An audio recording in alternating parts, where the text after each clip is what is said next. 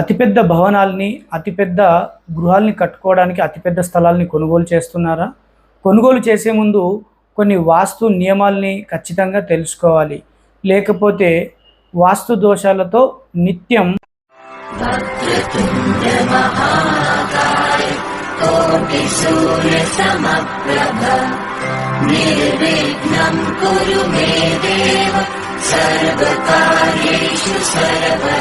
గౌరవనీయులైన ప్రజలందరికీ నమస్కారం. మీరు అతిపెద్ద గృహం కట్టుకోవాలని కోరిక ఉందా? లేదా అతిపెద్ద భవనాలుగా కట్టుకుంటున్నారా? స్థలం కొనే ముందు కొన్ని విషయాల్ని మీరు, మీ కుటుంబ సభ్యులు అందరూ కూర్చొని కొంచెం నిర్ణయం తీసుకోవాలి. వాస్తు శాస్త్రం గురించి నమ్మితేనే, నమ్మకపోతే అవసరం లేదు. స్థలం కొనే ముందుగా కొన్ని విషయాల్ని వాస్తు శాస్త్రము కొన్ని వేల సంవత్సరాల క్రితమే రాసిన మహర్షులు మనందరికీ ఎప్పుడో వివరించారు. కానీ అభివృద్ధి జరుగుతుంది, అభివృద్ధి అయిపోతున్నాం, మేము అభివృద్ధి పథంలో ఉన్నాము, కొంచెం చదువుకోగానే సాంప్రదాయం మూఢనమ్మకంగా ఏర్పడుతుంది అన్నట్టు.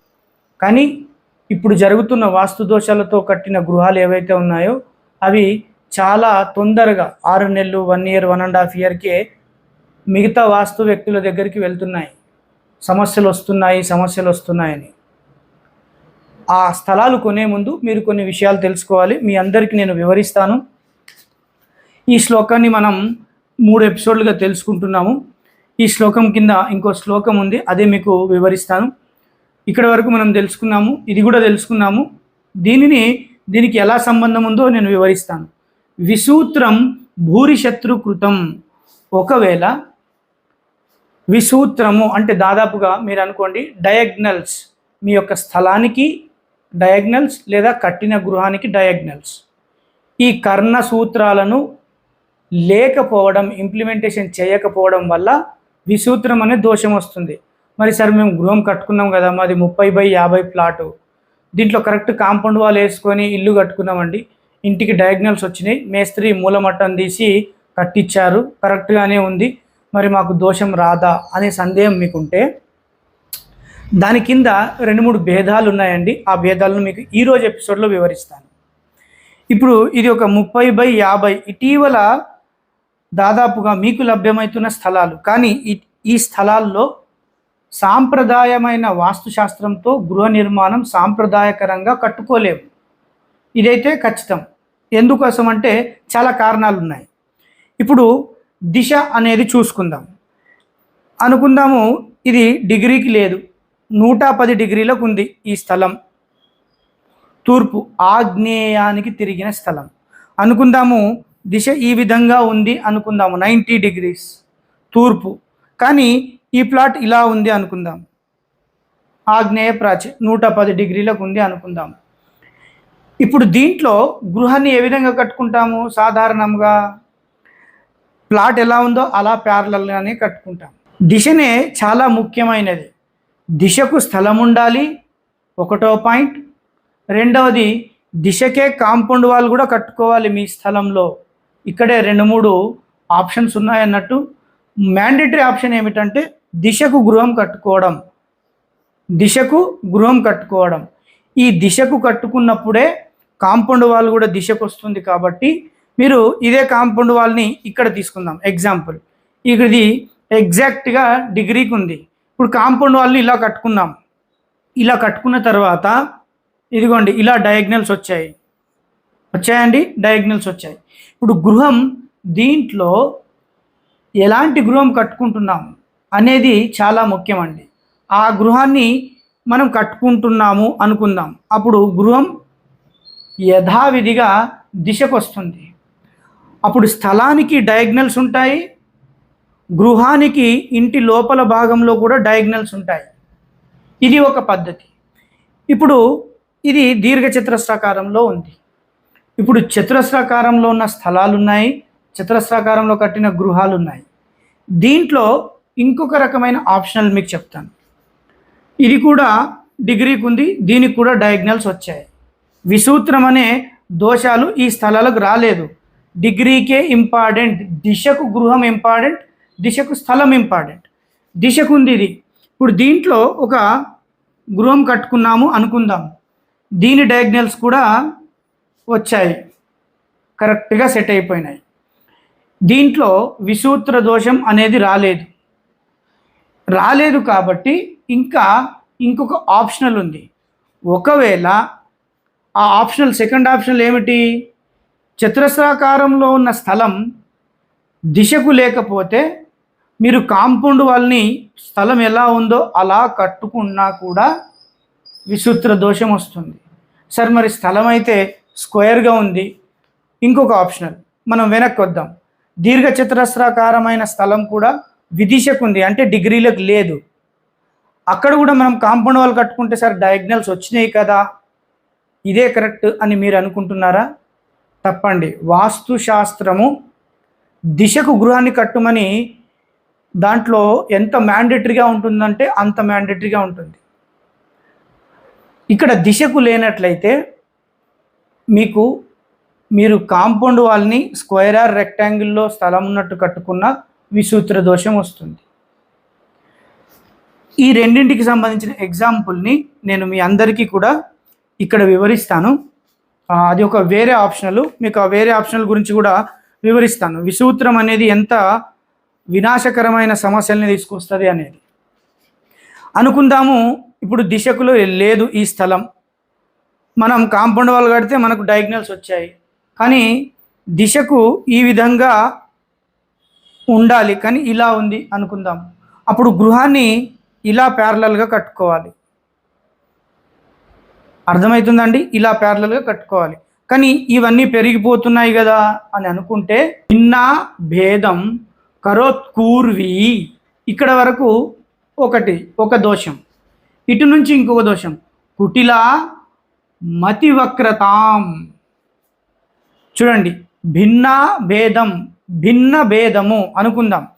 భిన్న భేదాలుగా స్థలం ఉంటే, అంటే రకరకాలైనవి విధాలుగా ఇష్టం వచ్చినట్టు స్థలాలు ఉన్నా కూడా మీరు దాన్ని పట్టించుకోకుండా మీకు రోడ్డు ఏ విధంగా అయితే ఉందో ఆ రోడ్డుకు ప్యారలల్గా గృహాన్ని కట్టుకుంటే, ఇక్కడ చూడండి దోషం చాలా చక్కగా వివరించారు.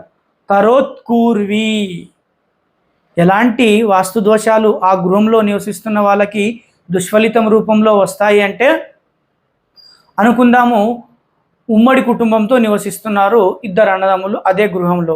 అంటే ఒక 50 సంవత్సరాల క్రితం ఉమ్మడి కుటుంబాలుగానే మనం ఉండేవాళ్ళం.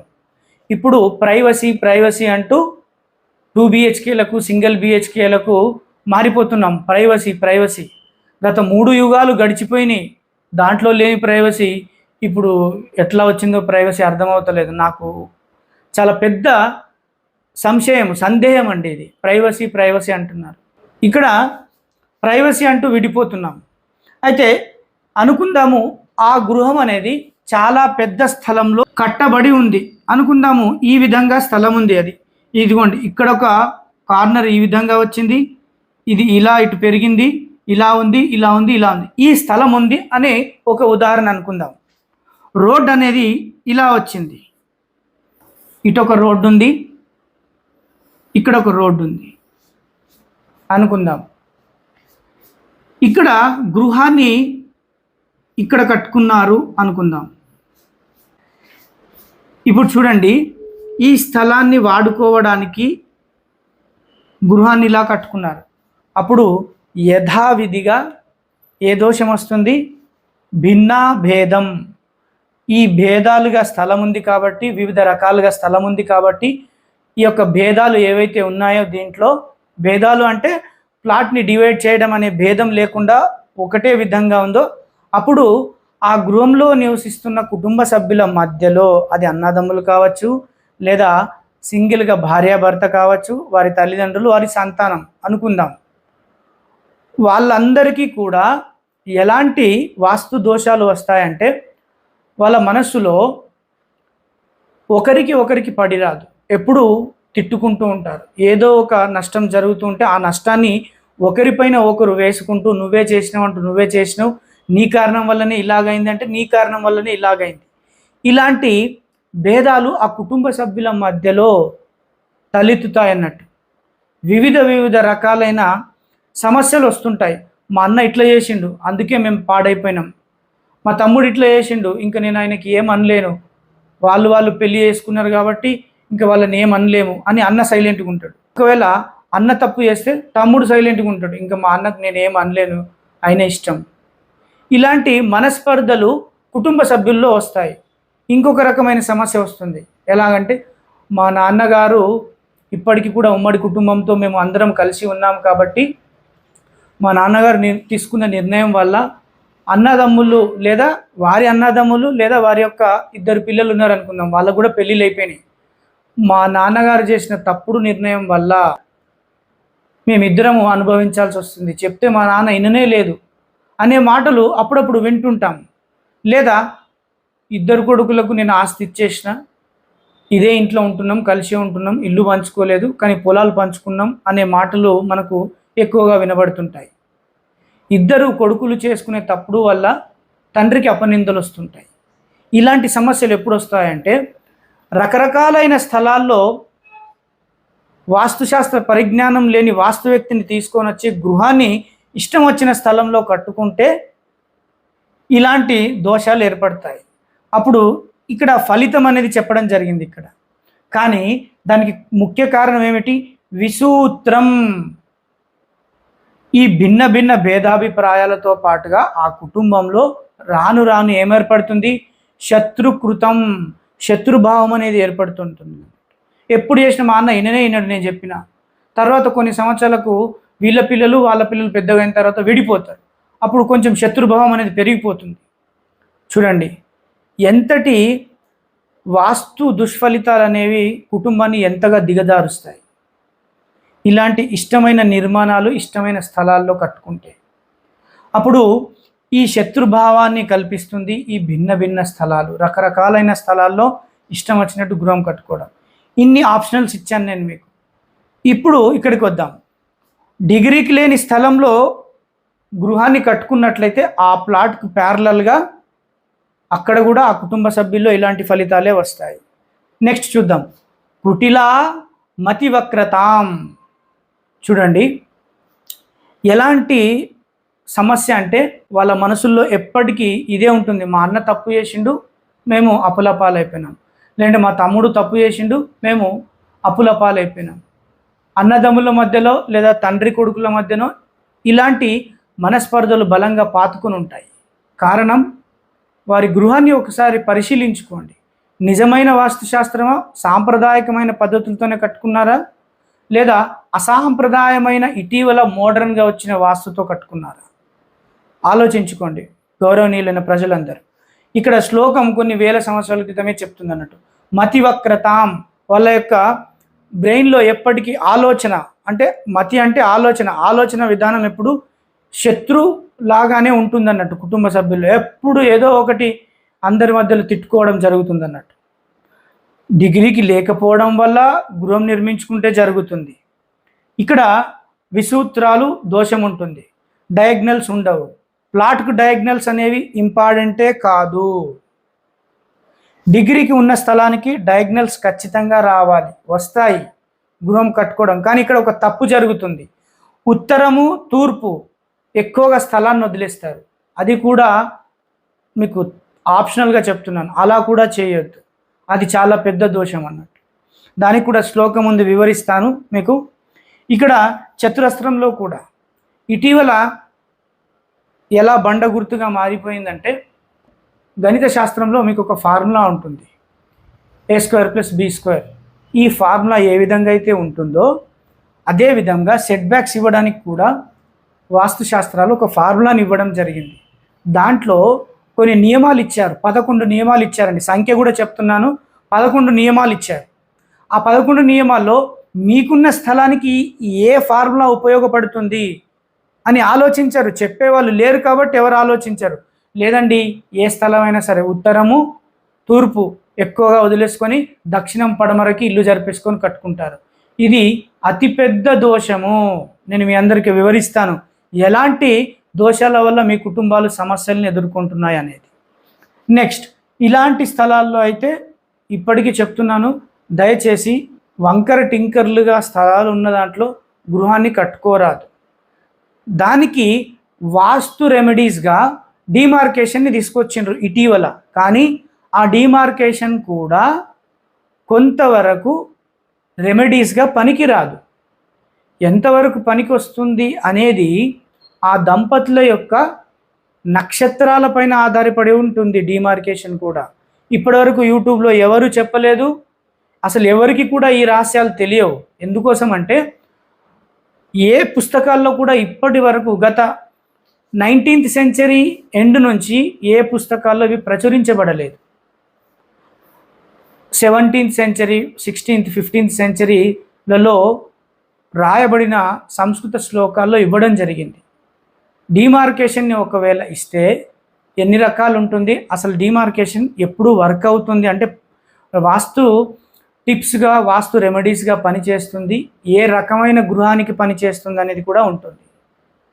మనం ఇటీవల చూస్తుంటాం, లేదండి మీ ఇంటికి డిమార్కేషన్ అవసరం, ఇది చేసుకోండి మీకు వాస్తు దోషాలు వెళ్ళిపోతాయి అంటారు. కానీ డిమార్కేషన్ చేసుకున్నా కూడా వాస్తు దోషాలు ఉంటాయి. డిమార్కేషన్ అనేది ఈ యొక్క విసూత్ర దోషానికి రెమెడీ కానే కాదు. అది ప్రజలందరూ తెలుసుకున్న రోజు, నిజాలు తెలుసుకున్న రోజు, చైతన్యవంతులైన రోజు. రాజ్ కుమార్ చెప్పింది నిజమే, 4 సంవత్సరాల నుంచి యూట్యూబ్లో మొత్తుకుంటున్నాడు, మాకు ఇప్పుడు తెలిసి వచ్చిందని ఇప్పట్లో ఎందరో నా దగ్గరకు వస్తున్నారు. మీరు తెలియని వారు కూడా కొన్ని సంవత్సరాల తర్వాత తెలుసుకుంటారు, అప్పుడు ఖచ్చితంగా మీనవాసు దగ్గరికి వస్తారు. ధన్యవాదాలు.